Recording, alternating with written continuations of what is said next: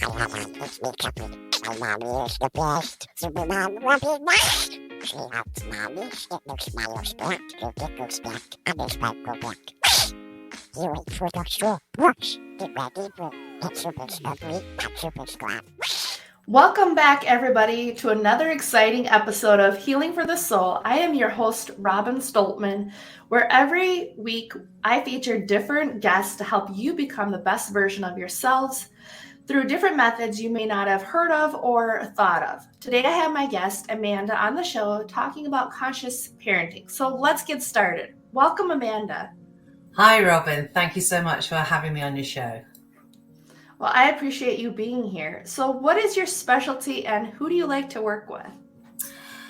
Well, my specialty is awareness. And what I mean by that is awakening to our conditioning that we've been brought up, lived by through our parents, their parents, and to get rid of generational narratives that no longer serve us, and actually being in the isness of this moment. We as human beings find it so hard to be in the present moment because we are addicted to the traumas of our past and we need to heal our inner wounded child, or we are projecting onto the future and worrying, and we're missing the moment entirely of now. I agree with everything you just said. I 100% do. I'm like, this is very, very good. That's why I was like, when I seen you for the podcast, I'm like, yes, I need her. Yes. We all need each other, but it's literally, yes. I have been asleep for 50 years, and I'll say that. Not on purpose, but I just didn't have the awareness. And now I have the awareness, and I think following the pandemic, we are all realizing that, you don't need to buy happiness outside yourself. Everything you want and have always desired is inside yourself. But we haven't been trained how to do that. And that's what I'm about, helping parents to become and heal their inner wounded child so that they don't project their wounds onto their children. We want to stop the transgenerational patterns now. Yes, I wholeheartedly agree. Because yes, there is way too much being passed, and it's just like, stop. Do it differently. The patterns. Yes. Be aware of your patterns, because unfortunately we live so much in our doingness and our doing mode and go, get success. We don't stop, pause and think, okay, what patterns keep playing out in my life that I'm addicted to without realization? Yes. So then what is the best way to contact you, just so that people, they hear this, even this little bit that's powerful? So what's the best way for them to get a hold of you? So I have a website called www.amandahryall.com. I'm also on Instagram as Amanda Hill Ryall, and on Facebook and on LinkedIn, actually. I've just been doing that. And I post every day. I have a picture post with maybe a quote or my thoughts, and then a little passage of just my conversations with myself. But my passion is children. But what I've realized, I've been a teacher for 30 years, and what I've realized is the children are fine. It's actually us as the parents that need the healing. And nobody's taught us to go inside, meet our inner wounded child and heal them. Because what we are inner wounded children masquerading as adults. And until we heal our own wounds and know what they are, without attachment, without narrative, and with compassion and love, see them, bring to the forefront, heal ourselves. Self-care is important. Put yourself first, which goes against all my Catholic Irish upbringing. And then you are full to help other people. That is true. Because that's like the number one thing since in my own self-healing journey as well, yes, that I've just been, I got to put me first. I can't put the kids, I can't put my husband. I have to take care of me, because otherwise I don't take care of me, then everything else just falls apart. Yes. But you can see the conditioning. Totally not what we're conditioned to. You're in charge of everybody else.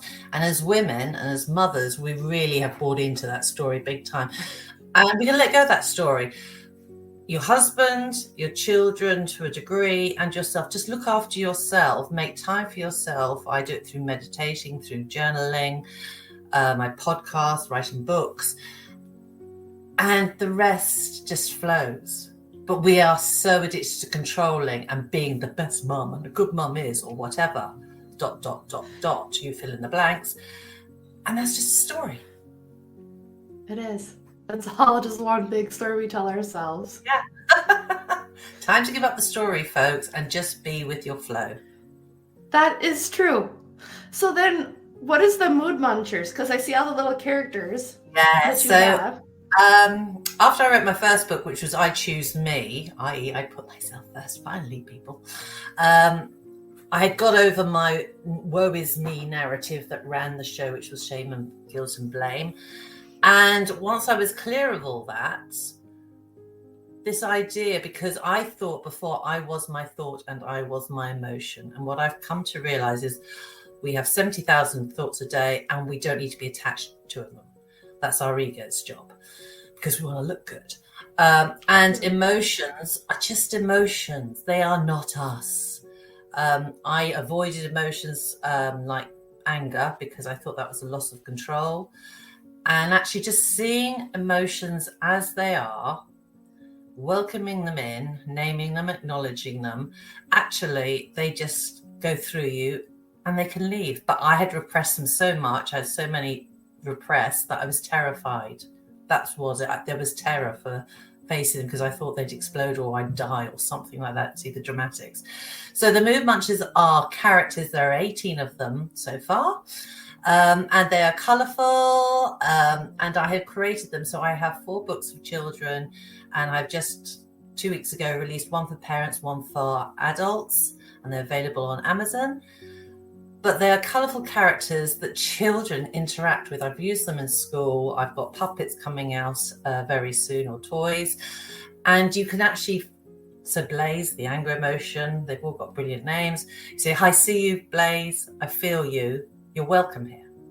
Because I had one child that used to hit himself and get very annoyed, very angry, couldn't contain himself. And of course, he was labelled wrong for expressing that in schools, because we would like them to be, True. Suitably sit in the classroom and do what I ask you to do. And I believe that's wrong. And I taught him through using Blaze just to, you're feeling angry, and that's okay. Feel it, but it's Blaze visiting. And when he was having trouble with that, I said, well, then you're hitting yourself, hit Blaze. Goes, I'd never do that. Why would I want to do that? And I said, but you're doing it to yourself. And then he saw the connection. And the next time I saw him in the playground getting angry, I just called him over. I said, right, let's take a moment, sit down. Who's coming to visit? He went, Blaze. I went, he is, isn't he? So let's just have a little chat with him, acknowledge, breathe through it. And within 2 minutes, he'd self-regulated. And that was such a powerful moment. So I think as parents and as adults, we've got some emotions that we like. They're acceptable by society.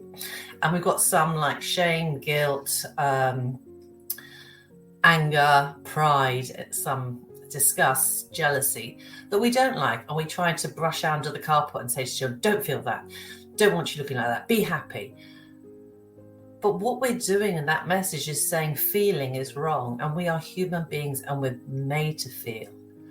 But by just saying, I see you, I feel you, Blaze, or Gil, who is guilt, or Rue, who is shame, and judgment. Oh, that's a big one.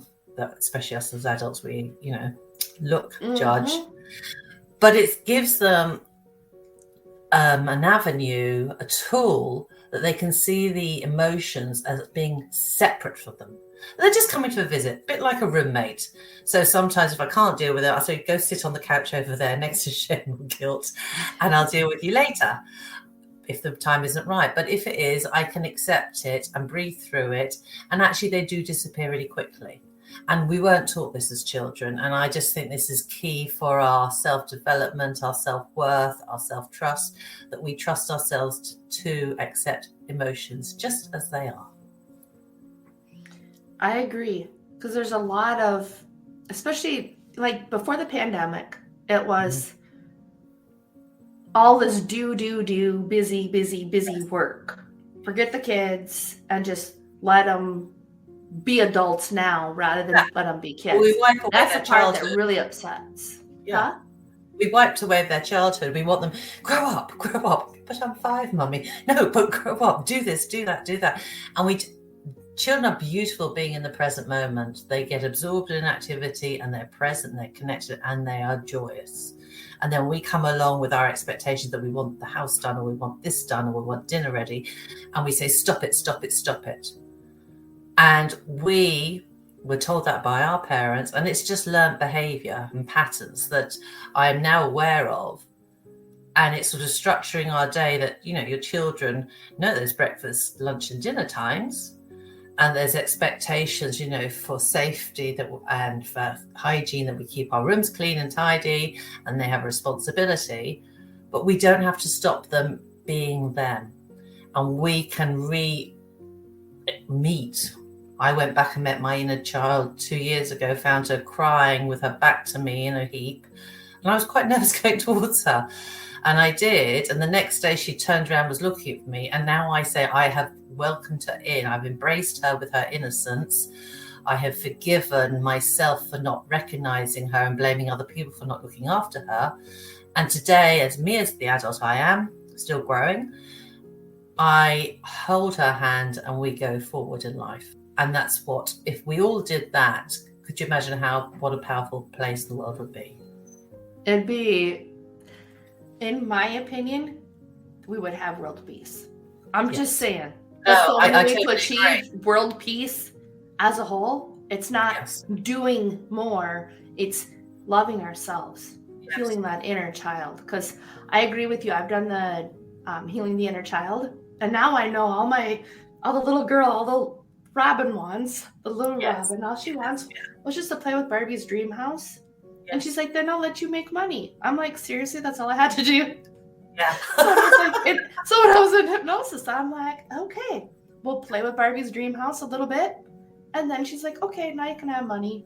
I was like, so now, like, whenever I'm doing too much busy work, she stops me and she's like, no, we need to play Barbie's dream house again. So I'm like, we need to and I'm like, yeah, we do. The foot off the gas pedal of the doing that we have been conditioned to do, because they tell us, have more, do more, then you'll be happy, then you'll be successful. And we're striving for this result. When we get it, it doesn't fill us up. And actually what I've learned is just to stop and be with yourself in silence. I do meditation, and I'll be honest, first time I did it, it was the most excruciating thing in the world for me, because I'd never stopped. I was the busy person doing for others, and I wasn't happy unless I was doing that. And actually ask yourself, when was the last time you ever just sat with yourself and, acknowledged your thoughts, just not as you, but just as passing by, and your emotions, and sat and felt and be. And it's uncomfortable, but growth is in the discomfort, I believe. And by doing that, and I've been doing it for 2 years now, I have come home to me, the true Amanda, not the outward one that I want to look good. I am a flawed human being, and I'm proud of it. And I just want to bring awareness that you can all heal yourself by just reparenting and being the parent you wanted to be to your inner child. That is beautiful. It really is, because we really do need to learn how to reparent ourselves. Mm-hmm. Be the parent that you wished you had. My parents, they're no longer with us, unfortunately, and they did the best they can in their knowledge. And they worked to put a roof over my head, food and clothing on the table, but they just weren't there for me emotionally. And I blamed them for it for years. And now I've stopped the blame. I've actually grown up and said, no, they did the best they can with the knowledge that was there. We're talking back in the 70s. But now with the awareness that we have and the gifts we have, it's time to stop the blame, look inward and find your answers within you, and trust the superhero that is inside of you. Yeah, because otherwise it doesn't work. No. And I think, I got to thinking something recently is that a lot of things with society as a whole is that we are taught, like you said earlier, to look for everything else outside of ourselves to bring us happiness. But reality is we can have all this stuff, but it's not going to make us happy. unless we Yes. find it within ourselves. It's the only way to really achieve true happiness. So when you created the Mood Munchers, who or what inspired you to create this? To create My these Mood Munchers? child who was afraid to feel and was told, don't feel, stop it. Don't do that. And I had fear from some emotions, as I said earlier, but I wanted characters that children could cherish. There's one called Lockie, and I work with children who have difficulty in the classroom. And there was one little girl, and she just said, she wasn't saying anything. So I said, shall I tell you about when I was a little girl? I was terrified of getting told off if I got the answer wrong. So I didn't say anything, or I was worried I'd be judged. Is that how you're feeling? She nodded. And I said, oh, that's just Lockie. You're locked inside yourself with this self-judgment and blame. And she's come to visit. And once you give a name, and it's not your name, it's, this character's coming to visit, who is an emotion. You can feel her, accept her, welcome them in. Don't leave them out on the doorstep. Welcome them in and let them be just as they are going to be, with no judgment. Then they will pass. And children love them, and parents who have worked with them with me have just said it's amazing. And then they've even seen the results. Oh my goodness, I didn't realize I had a fear of shame, or I had a deep attachment and addiction to guilt, and I kept going there. It's just an avenue that needs to be our feelings and emotions. We are human beings, and we, as in our beingness, we feel, and there's no need to be afraid of it anymore. Fear keeps us trapped, and we are built for connection, and connection through emotions. You can have a tantrum and a fit, that's fine. It won't last forever. But if you repress it, say that's wrong, you're telling your child there's a judgment straight away. You can't feel that. So the next time they see it or feel it, they're going to say, oh, I want to be, seen as being good. Push it down, push it down. But it comes out in your body. This is why we have a lot of illness in our bodies. It's actually listening to your body and seeing where the emotion is trapped in it. With me, it was in my stomach and in my chest, and just releasing it without the fear, without the judgment, without the narrative that we've been conditioned with. I've dealt with that recently. There was, I don't remember the exact name. I think, it just came to me. It was disappointment. Like disappointment in my, not in myself necessarily, but I was feeling the disappointment that was, pushed onto me. And it's like, I feel it and I'm like, why do I have this? And I was like talking to myself more about that emotion. And I'm just like, okay, I can feel it just for a little bit. And then it's like, okay, it hurts too much. So I'm like, what? So we avoid the pain. We numb it down with, substance abuse, drinking, overeating. We like to avoid pain, but pain is mandatory, but suffering is optional. But I was so addicted to my suffering of the emotions. And now, and I've done this, and with a lot of disappointment came up for me about 6 months ago, and I started crying. I thought, oh my God, I'm never going to stop. But linked with it was deep sorrow and grief. And I hadn't been allowed to sit in it. And it just came up. I could feel it in the body, and I just released it. And the lightness I felt was amazing. But I just repressed that because we don't like sad, don't like seeing sad faces, don't like seeing bad, or you're down in the dumps. Doesn't attractive. But by keeping it repressed, it shows up in our energy anyway. So isn't it better just to acknowledge it, let it go, and just be your truth, which is the child you were born to be?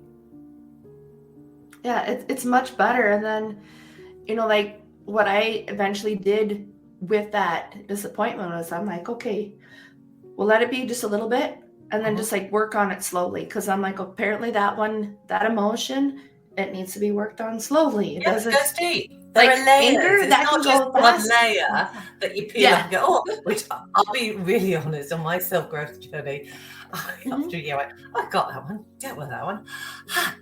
And then the situation, and it slapped me in the face again. I went, oh, this gets deep. So it's just layer by layer, and be kind to yourself. Be compassionate with yourself. Be forgiving with yourself. Be grateful for what you have. And even if you're listening to this podcast, what brought you here? Your awareness. You're ready to heal and let go. True. I love that. I love it. That is true. Because, that's like one of my mentors, he's been trying, bless his heart, he's been trying so hard with me. And that's like, it just finally got like all this stuff that I've done. And he's just like, it finally hit me. And he's like, when the student is ready, the teacher will appear. Yeah, it's true. And also, because I've been on this other course called Relationship Intensive with Anna Garcia in England, and she says the same things, but you don't hear things until you're ready to heal them. Because it might be that the wound is really deep and it's too painful, and your ego and your primitive brain wants to protect you. That's the job of it. But I was so sick of my BS and the woe is me and the drama queen that I was living, and it was projecting onto my son, and I didn't want that for him. But there was nothing wrong with him. It was the work had to do with me. So that's what I invite your viewers to do, is what is the emotion that you don't want to feel? What is the pain that you are avoiding? Name it, accept it, allow it. And the Mood Munchers as books and tools are an amazing way of doing this. They are, most definitely, because now I'm thinking to myself, I'm going to have to get some for my children, because I have one has sensory processing disorder and he's on the autism spectrum, and the other one has just found out that he had oppositional defiant disorder, which was caused from his brother having his issues, because he's just poking everybody. But it's like, it made me stop and think, okay, if I shift my energy, I'm just a happy mommy, and I've told them I'm working on me. Yes. And I've just let them know that I'm doing stuff so I don't yell so much, so I can breathe. And I'm like, just breathe, do these different things. And I have seen a shift in them. So like when we're talking about the Mood Munchers, I'm like, I'm definitely like, I'm going to get some for my kids, because I'm like, I believe that it's simple enough. But then you can apply it to adults. That's what I like, is it's simple. No, absolutely. But see, as adults, we don't want to admit that we've got wounds of inner child within us. And that's the first step, realizing, I'm not happy. I've got the house, I've got the husband, I've got the children, I've got the job, but I'm still feeling empty. And then think, right, it's the emotion that you've been repressing or avoiding or distracting yourself in the doing mode. And whether you say you're buying them for the children, that's a good way in. True. But with me, it's allowed me, because I had a big problem with shame, who was Rue, and Gil, who's guilt. And I didn't like feeling, but I was living my life that way without realizing it. And actually naming them and playing with them and talking about them. You'd taken them out of the closet or brushed under the carpet, that they were in my day, and you weren't allowed to express yourself, because we all want to be seen and heard. And having emotions is part of that. And there's no getting away from that. No, there isn't. And I was thinking about that. I'm like, you're right. The one for me is the shame, because yesterday when I went to McDonald's, I'm like, I really didn't want to go because I thought the food I had was good enough. Yes. And it's like, well, that was shame, because I'm like, just that not feeling good enough, that is shame. Yes. So and then when I'm like, I took it as it was because of the money, and it's like, no, separate the two. I had to stop and think about it. You'll have a story on top of the emotion, because shame is right down, just one up above death, believe it or not. And shame is about the self, and guilt is about the situation or the other person. But I realized I was swimming in shame without even realizing it. And it was showing up as blaming other people, because I didn't want to take responsibility. So take responsibility for yourself, your emotions, your thoughts, and how you show up every day. And this is a tool that schools, parents, anybody who really wants something to get their hands on, to understand, and to be able to open up communication, that all emotions are okay. But we've just created narratives that we are now ready to let go, and let go of our patterns, the way of being. Yeah. And that's a very helpful and good, to shed those emotions that they don't really serve us. They did at one time. Yes, But or we just were told to allowing stop, that. not feel them. Yes. But who has the right to tell anybody not to feel? You would never say to your child, stop being angry. Now, you might say, yes, I see you're angry. I feel you're angry. And being angry is okay. It's not okay to hit or bite because that's a boundary. But it's okay to, you're feeling, and you're feeling frustrated and you're feeling annoyed. Yes, tell me more. That's beautiful. And to say to little children, that Blaze has come to visit, what's he saying? What's he doing? How's he showing up in your body? It gives them a way to communicate what is happening physically to themselves in their mind without being attached and going, oh, I'm wrong, or I shouldn't feel that, or you won't love me if I'm angry, or you won't love me if I'm feeling this way. No, this is the time to stop all stories about emotions not being right or wrong. There is no right or wrong. There is no good or bad. There is just what you are feeling, and it is okay. 100%. So you've given a lot of different tips, a lot of different ways to help use the mood munchers. So do you have any of the 5 tips that parents can help better self-regulate their own emotions? Yes. Like you've got the mood munchers. Yes. The biggest tip is, do you want to heal? Know that you are ready to do it, because it's a journey, and it's your journey, and your journey is unique to you. And forget what your friends are doing, forget what your family are doing. Think, I am ready to come home to me. That's the first tip. The second one is awareness of your thoughts as they come out. Now, I'm a bit poetical, so I see my mind as a blue sky, and yes, sometimes get very cloudy as the clouds come in, and the clouds are just your thoughts coming by. Oh, look, there it goes again. Oh, there's another one. Oh, there's another one. Or, like trains coming in and out station. But it's just a thought. If you grab onto the thought, it can snowball, and then anxiety takes over and things like this. But be aware of your thoughts. They're just thoughts. Be aware of your emotions as they rise and allow them.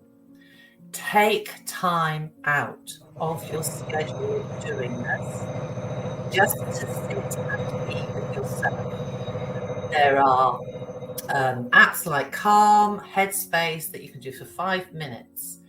They're guided, and that's how I started off. I can now sit for a long time and just be with my breathing.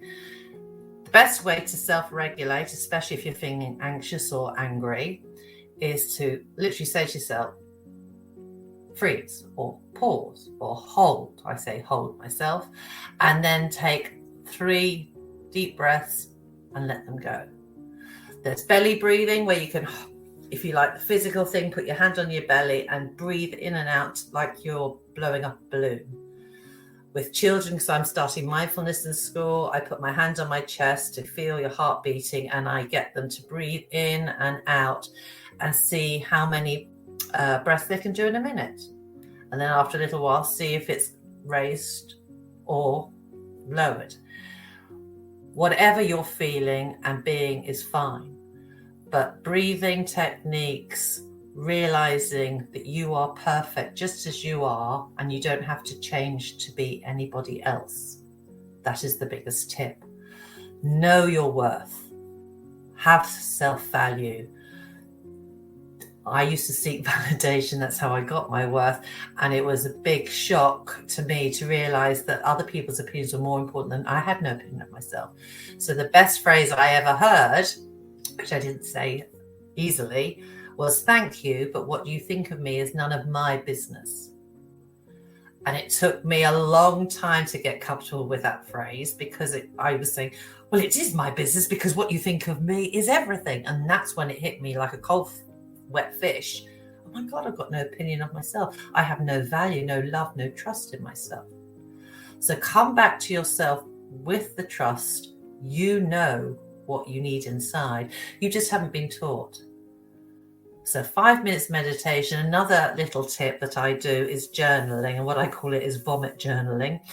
So, if you've been at work or the children have got, at you, and you just want to go, rah, or you just want to say to your partner or friend, oh, do you know what? And you just spiel and they're like, oh my gosh, what she's on. Each night I vomit journal. So if there's somebody that's triggered me and it's just a situation outside me, but it's the inner wounded child that's been triggered inside me, and I write it out. I felt this, that, and I was ashamed and whatever. And you just write it. You don't go back and read it. You can even burn it. But you're purging all your judgment and all your angst out so that you can be free just to be who you truly are. I like all those tips. They're extremely helpful. So I really appreciate it. All the noise that I've got going on at the office. That's life. Yes, she's got work going on outside her office, people, but that's how live we are today. True. And it's okay. It's perfectly fine. That is true. So again, Amanda, what is the best way for everybody to contact you with the time zone? So I am based in London, UK. So the best way you can find my podcasts, my books on my website, which is www.amandahyryall.com. I'm also on Instagram and Facebook and LinkedIn most days. So let's connect, because as I said before, we're born for connection. Let's give up our stories, let go of the conditioning, and come out of the box that society put us on to be truly you and come home to you. Awesome. That is absolutely beautiful. Thank you so much, Amanda. I really appreciate your time and your energy. No, thank you, Robin. And well done for what you're doing, because you made a decision to show up with your beautiful energy and provide this. So thank you from the bottom of my heart. I appreciate it. You have a good day, and I'll talk, and everybody will have another exciting episode coming up soon. Yes, much love. That's all for now, friends. Thanks for listening. Thank you for fun. Tap that follow button. Subscribe. Quack, quack. Bye-bye. Wow, next time. Now we got it.